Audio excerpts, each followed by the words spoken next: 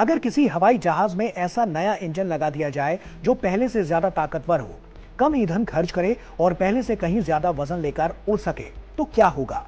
सफर आसान होगा, खर्च कम होगा और मंजिलें भी बड़ी हो जाएंगी। अब बिल्कुल ऐसा ही कुछ भारत के अंतरिक्ष कार्यक्रम में भी होने जा रहा है। भारतीय अंतरिक्ष अनुसंधान संगठन यानी कि इसरो ने अपने अब तक के सबसे महत्वपूर्ण रॉकेट इंजनों में से एक सेमी क्रायोजेनिक इंजन का सफल हॉट टेस्ट पूरा कर लिया है। यह परीक्षण अपने लक्ष्य के करीब 88% थ्रस्ट पर सफल रहा। इससे पहले 47% और 60% क्षमता पर भी सफल परीक्षण किए जा चुके हैं। ये इस सीरीज का 8वां हॉट टेस्ट था। ऐसे में अब इसरो पूरे 200 टन थ्रस्ट वाले फुल पावर टेस्ट की तैयारी कर रहा है। यही इंजन भविष्य में भारत के सबसे ताकतवर रॉकेट LVM-3 के पुराने कोर स्टेज की जगह लेगा। यानी आने वाले वर्षों में भारत पहले से कहीं ज्यादा भारी सैटेलाइट लॉन्च करेगा, गगनयान जैसे मानव मिशनों को और मजबूत बनाएगा, अपना स्पेस स्टेशन बनाने की दिशा में तेजी से आगे बढ़ेगा और चंद्रमा से लेकर मंगल तक के मिशनों में नई रफ्तार मिलेगी।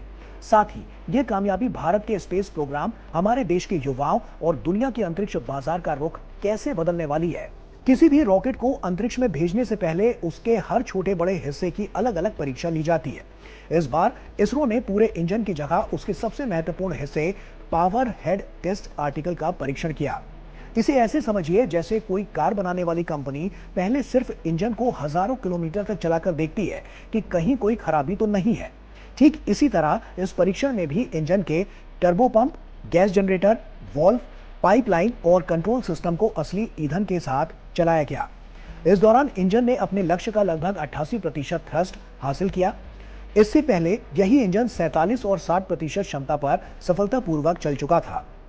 लगातार 8 सफल परीक्षणों के बाद अब वैज्ञानिकों को भरोसा है कि अगला चरण यानी 200 टन फुल थ्रस्ट वाला परीक्षण भी सफल होगा। यह सिर्फ एक टेस्ट नहीं, बल्कि भारत के भविष्य के भारी भरकम अंतरिक्ष अभियानों की मजबूत नींव है, जो कि इस इंजन के जरिए पूरी की जा रही है।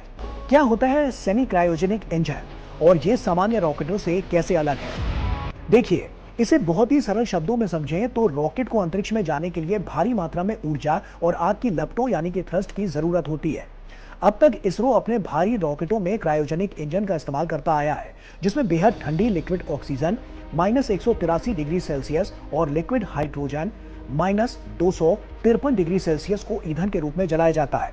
हाइड्रोजन बहुत हल्की होती है, इसीलिए उसके लिए रॉकेट में बहुत बड़े बड़े टैंक बनाने पड़ते हैं। लेकिन इस नए सेमी क्रायोजेनिक इंजन में वैज्ञानिकों ने एक जबरदस्त कॉम्बिनेशन तैयार किया है।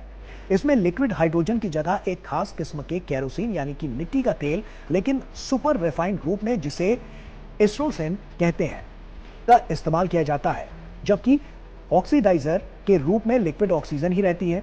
क्योंकि केरोसिन सामान्य तापमान पर रह सकता है और ये हाइड्रोजन के मुकाबले बहुत गाढ़ा यानी कि ज्यादा डेंसिटी वाला होता है, इसीलिए इसे रखने के लिए रॉकेट में बहुत बड़े टैंकों की जरूरत नहीं पड़ती।